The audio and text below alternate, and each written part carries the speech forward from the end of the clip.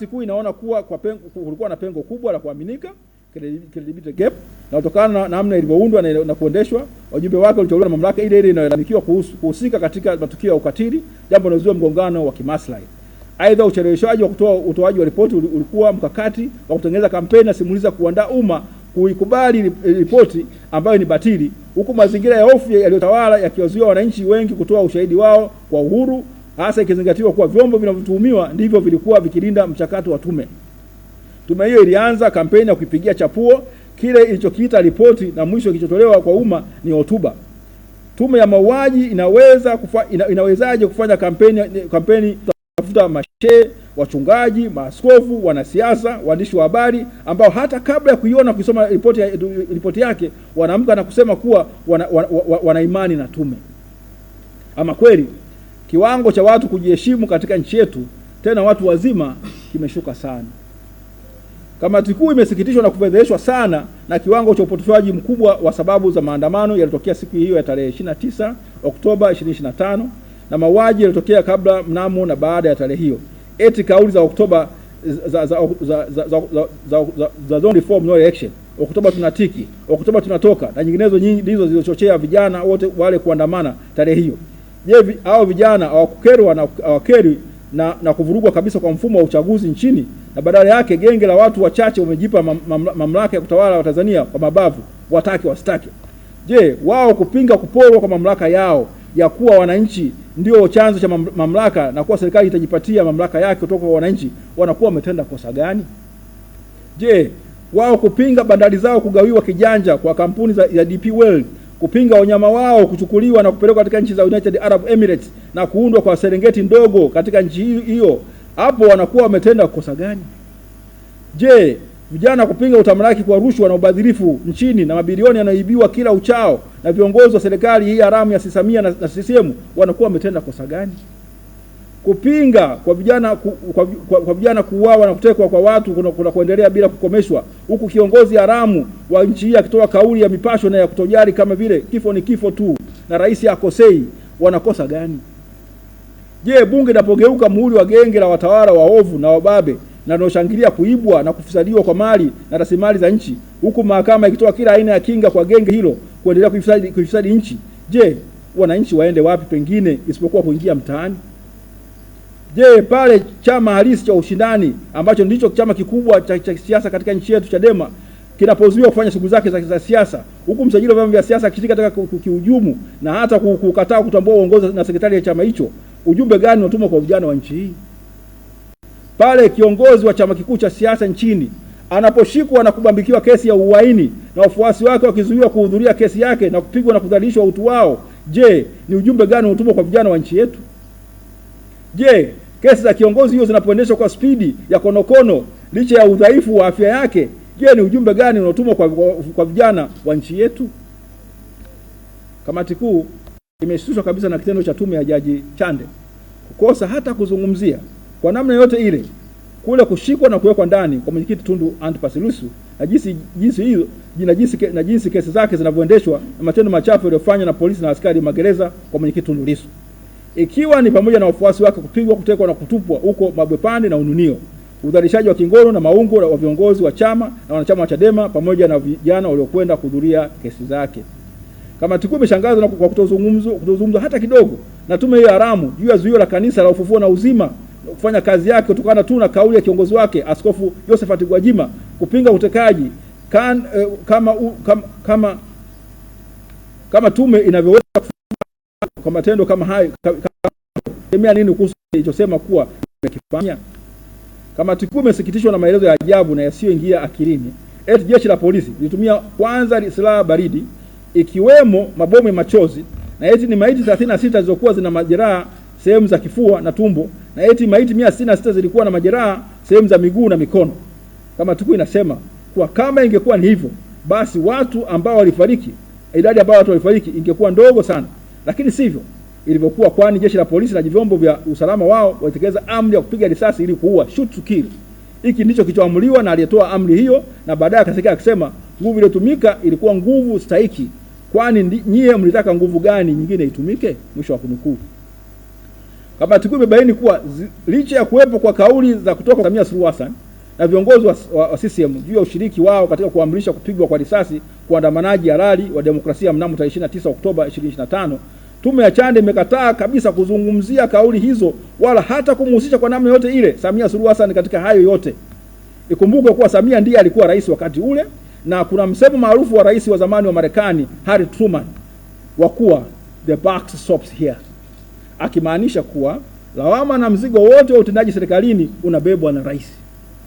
Kitendo cha tume hiyo haramu na upotoshaji ya Chande kushindwa kuchunguza mwenendo wa Samia Suluhu Hassan ambaye alikuwa rais wakati ule na matendo yake yote ni ushahidi wa wazi kabisa kuwa hii haikuwa tume yenye lengo la kufahamu ukweli juu ya kile kilichotokea, bali iliyolenga kumsafisha na kumlinda Samia Suluhu na kutafuta kondoo wa kafara, na kazi hiyo ya kutafuta kondoo inaendelea.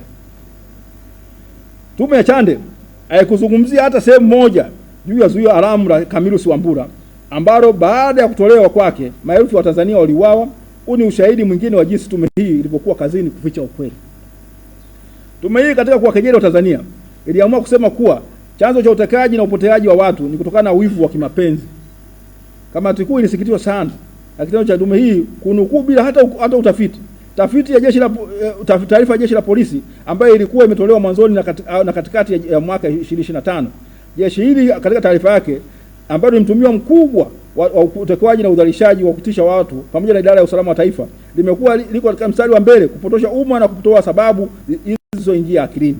Je, Mzee Ali Kibao alikuwa na wivu gani wa mapenzi? Je, Mdude Nyagali aliyepigwa mbele ya mke wake Deusdedith Soka na wenzake alikuwa na wivu gani wa kimapenzi? Ajabu yake, kamati kuu imeshtushwa na kitendo cha tume hii haramu kukataa hata kutambua kuwa mahakama kuu katika kesi ya Deusdedith Soka na wenzake wawili dhidi ya kamishna jenerali wa polisi ambaye ni Miscellaneous Criminal Application number 23998 ya mwaka 24 iliagiza jeshi la polisi kuchunguza upoteaji wa Deusdedith Soka na wenzake. Jaji Dian Sobera alisema, on the 27th August 2024, the respondents, through the arraigned senior state attorney, prayed for time to make inquiry on the whereabouts of the applicants. In that respect, I invoke Rule 12 of the rules and directed the police force, the first, second, third, fourth, and fifth respondents, in particular, to investigate the whereabouts of the applicants through their powers under sections 10 of the Criminal Procedure Act, Cap 20, Revised Edition 2022, and sections 5, subsection 1 of the Police Force and the Auxiliary Services Act, Cap 332, Revised Edition 2019, and the Article 14 of the 1977 Constitution of the United Republic of Tanzania, Cap 2, Revised Edition 2019. Taking into account the undeniable fact that the state has a corresponding duty to ensure the safety of its citizens as provided under Order 2233 of the Police Force and Auxiliary Services, Police Police General Orders, PGO, GN number 315 2021, published on the 26th of January 2021. This direction is in line with the Article 2 of the International Convention for the Protection of All Persons from Enforced Disappearance, 2010, which Tanzania is a signatory thereto. Mwisho wa kunukuu. Mpaka leo hii agizo hilo la mahakama kuu halijatekelezwa. Jeshi la polisi linalojigamba kuwa linatenda kazi zake kwa weledi na umahiri mkubwa. Lakini kwa tume ya Jaji Chande, kiukwaji wa makusudi ya amri ya mahakama kuu kwake si tatizo, kwa kuwa umefanywa na jeshi la polisi. Sasa inashangazaje kuona wananchi ambao wamekosa haki zao za msingi ambazo kwa kweli hazihitaji hata kubishaniwa au kujadiliwa, kwa sababu katika nchi ya kidemokrasia lazima ziheshimiwe na kuenziwa, wanapoamua kuandamana kuzidai, na huku wakitambua kuwa uchaguzi utokea mara moja tu katika kipindi cha miaka mitano na kuwa haki hiyo ikipotea itabidi wasubiri miaka mingine mitano. Je, hiyo inahitaji mtu awe mtaalamu wa sayansi za roketi au rocket scientist? Tume ya Chande imetaja uzembe mwingi tu, eti hata kuwepo kwa vijana 500 walipewa mafunzo ya kufanya ghasia katika maeneo mbalimbali nchini kwa siku 28, na eti moja ya kambi hizo ilikuwa ni nyumba moja ilikuwa mita 10 kutoka kituo kimoja cha polisi.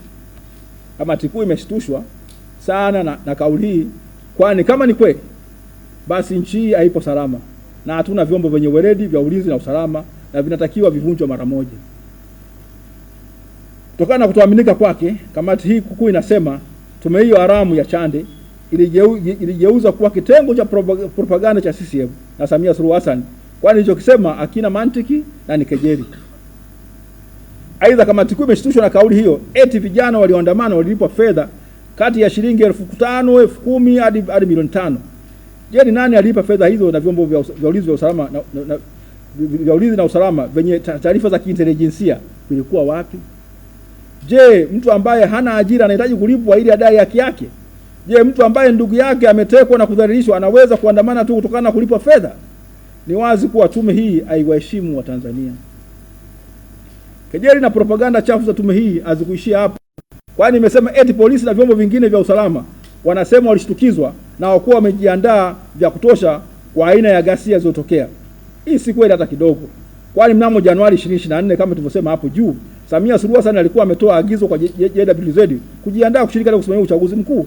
Aidha, katika mwaka 2025 alitoa kauli za kuonyesha kuwa hakutakuwa na maandamano yote yale isipokuwa ya watu kwenda kupiga kura.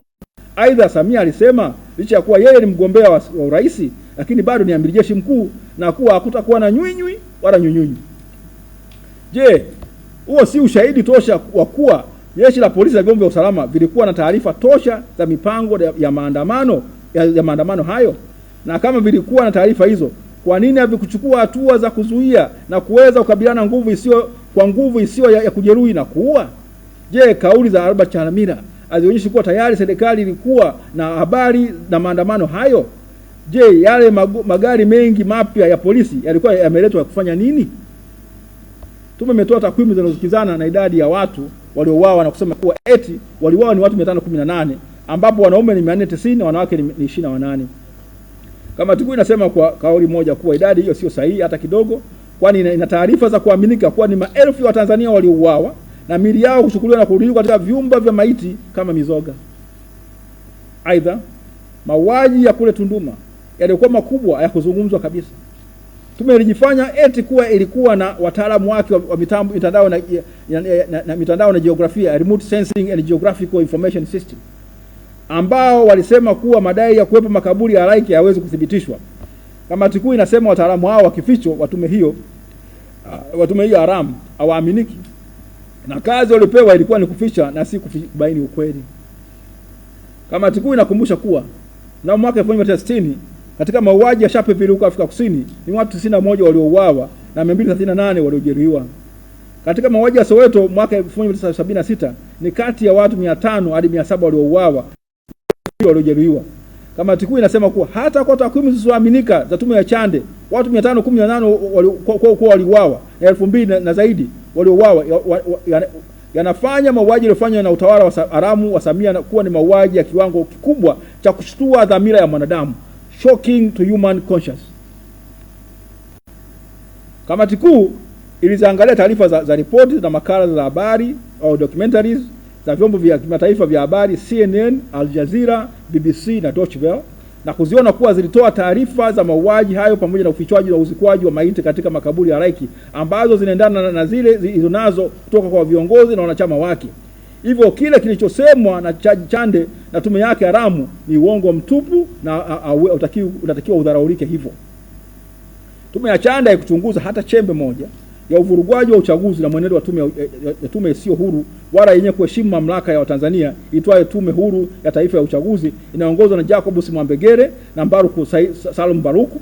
Licha ya kuwa wawili hao, mmoja wao ni jaji wa mahakama ya rufaa na mwingine ni jaji mstaafu wa mahakama ya rufaa, matendo yao na tume yao nzima yalitakiwa kuchunguzwa, kwani utendaji wao na upendeleo na kutokuzingatia katiba ya Jamhuri ya Muungano wa Tanzania ni moja sababu kubwa za wananchi kutokuwa na imani kabisa na mfumo wa uchaguzi nchini. Aidha, wawili hao ambao ni wanasheria pamoja na jaji Asina Abdalla walitakiwa kuonyesha uweledi wa hali ya juu wa sheria na kufuata maadili ya uhuru, haki, uwazi na ukweli, wakiongozwa sisi na viapo vyao vya kuwa wajumbe wa tume hiyo, bali pia na vile vya ujaji. Aidha, walitakiwa wafuate na kuheshimu uamuzi wa mahakama ya rufaa katika kesi ya mwanasheria mkuu na wenzake wawili dhidi ya Dr. Amani Walid Kaburu ya mwaka 1994, ambayo mahakama kuu kupitia Jaji Francis Nyarali ilisema ifuatavyo: In the light of this principle, we respectively agree with submission of Mr. Werema, Land State Attorney, to the effect that sub-article 12 of Article 74 of the Constitution cannot be interpreted so as to protect unconstitutional or illegal acts or deeds of the Electoral Commission from inquiry by the courts of law. This means that the protection from inquiry by the courts applies only to acts or deeds made according to the Constitution or the relevant law. It follows, therefore, that any act or deed made contrary to the Constitution or the relevant law is subject to review or inquiry by the appropriate courts of law. It makes no difference that Electoral Commission, as a chairman and a vice chairman, who are justices of this court. What counts is the principle of the rule of law. Under this principle, nobody is above the law of the land, and similarly, nobody is authorized to act unconstitutionally or illegally. To hold otherwise is to advocate the rule of force, which inevitably leads to the graveyard of civilian law. Hukumu hiyo muhimu sana, ambayo kama tukuu imesoma kwa makini na kujiridhisha kuwa kama ingekuwa imefuatwa na kuheshimiwa na Tume ya Taifa ya Uchaguzi, vyombo vyote vya ulinzi na usalama, mahakama, vyombo vya habari vya umma na binafsi, kwa sehemu kubwa matatizo katika uchaguzi wetu yangepungua. Aidha, hukumu hii ilitolewa tarehe 31 Januari 1995 na ililenga kutoa mwongozo mzuri juu ya kuendesha uchaguzi katika mfumo wa vyama vingi. CCM na serikali zake zote zilizofuata zimeamua kwa makusudi kabisa kutoifuata, na sasa eti tunashangaa kuona kuwapo kwa ubabe na wizi wa uchaguzi, wala si ule wa kuiba kura, bali wizi wa uchaguzi mchana kweupe. Alafu wezi hao wa kura wanawashangaa na kuwakejeli na kuwadhalisha wale wanaopinga wizi wa uchaguzi. Kiwango cha uozo wa maadili, moral decadence, nchini ya Samia Suluhu Hassan na chama chake cha CCM ni cha kutisha sana.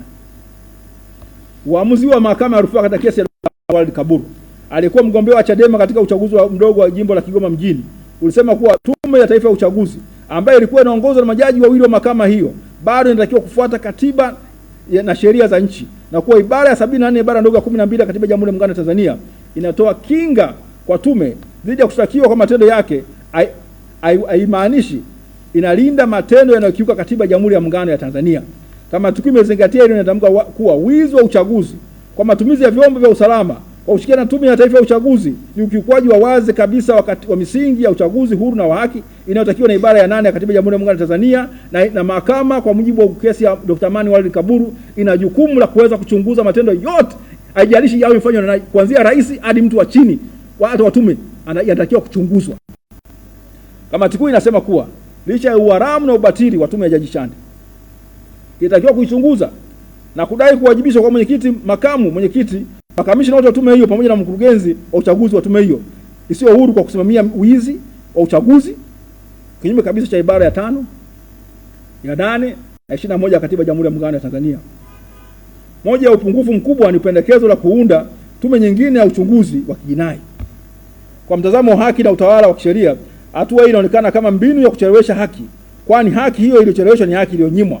Sio tu kuchelewesha haki, tume hiyo haina nia hofu ya kuwabambikia kesi za jinai wale ambao inaishaonyesha mwelekeo wa kuwabebesha mzigo ambao walishaeleza katika hotuba yao kwa kuvitaja vichocheo kama vile no reforms no election.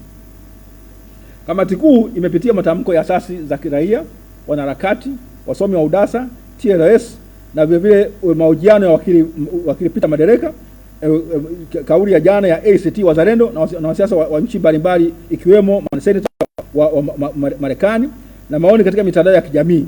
Kama tukio imefarijika sana na kauli za watu na makundi hayo yote ambayo yamepinga kwa nguvu zote hotuba ya Jaji Mohamed Othman Chande. Hivyo basi kamati kuu inadai kwa njia pekee ya kufahamu ukweli ni kuundwa kwa tume ya kimataifa ya uchunguzi yenye sifa ya tume ya kijaji kuweza kuchunguza na kuwabaini wale wote walitenda maovu yote yaliyotokea kabla, wakati na baada ya Oktoba 29, 2025. Wale watakaokuwa na hatia watafungwa na kutakiwa kuwafidia wale waliojeruhi na kuwaua. Kamati kuu ilifanikiwa na kuona kuwa jumuiya ya kimataifa na wanasiasa wa nchi mbalimbali walikataa kuitambua serikali ya haramu na mabavu ya Samia Suluhu Hassan. Kamati kuu iliyapitia matamko ya rais wa zamani wa Botswana Ian Khama, Thabo Mbeki Foundation, tume ya uangalizi wa uchaguzi wa Umoja wa Afrika AU, SADC na Umoja wa Ulaya, pamoja na katibu mkuu wa Umoja wa Mataifa, wote ambao waliutaja uchaguzi ule wa Oktoba 25 kama udanganyifu mkubwa, kwani hakukuwa na uchaguzi huru na haki.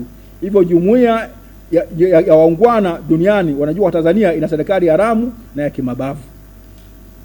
Aidha, kamati kuu imeamua kuwatangaza kama mashujaa wa demokrasia ya kweli ya Tanzania wale wote waliojeruhiwa na kuuawa wakati huo wote wakipigania demokrasia.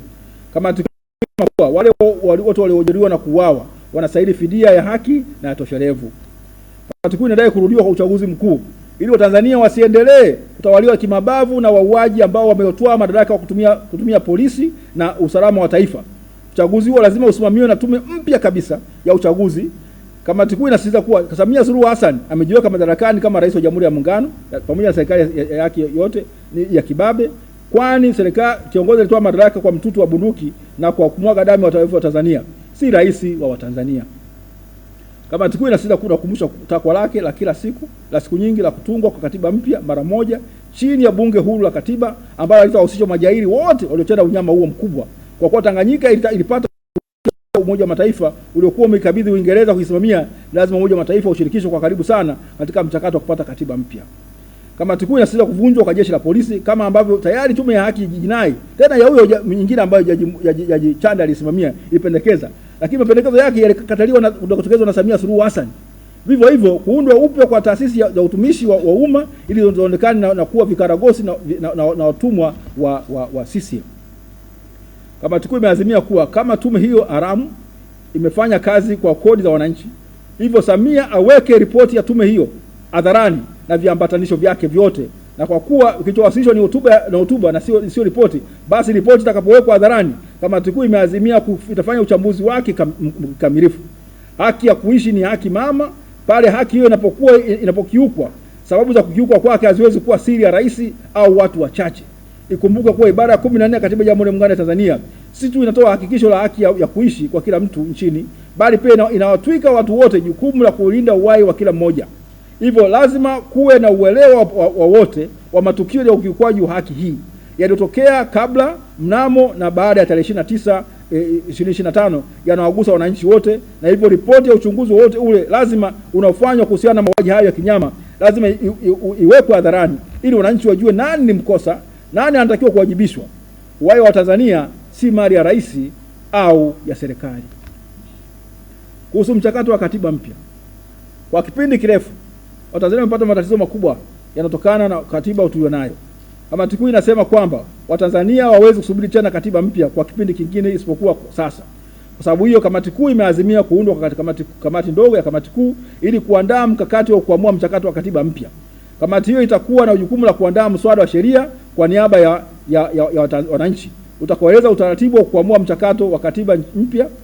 Mswada huo utaeleza namna kura ya uamuzi ya referendum itakapofanywa, chombo huru cha kusimamia kura hiyo. Aidha, kamati kuu imeazimia kuwa Chadema itawaongoza wananchi kutaka kuanzia sasa mchakato uanze na katiba mpya ipatikane mapema hadi mwaka 2027 na si zaidi ya hapo. Imesainiwa na kutolewa hapa leo Dar es Salaam leo tarehe 5 ya mwezi wa 5 mwaka 2026. Asanteni sana.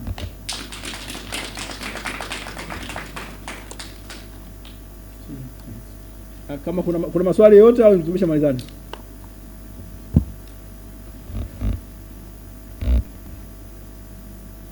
Naona kuna maswali, basi napenda kuwashukuru sana. Asante.